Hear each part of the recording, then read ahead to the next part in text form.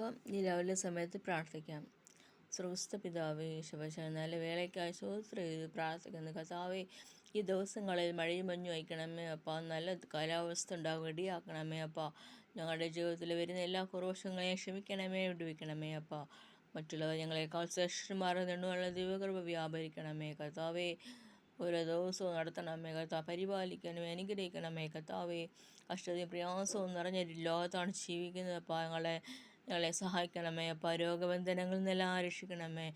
ദേശാധിപതി ശക്തികളെ തകർക്കണമേ അപ്പ. നിന്റെ വചനമെന്ന വാളെടുക്കാനിടയാക്കണമേ അപ്പ.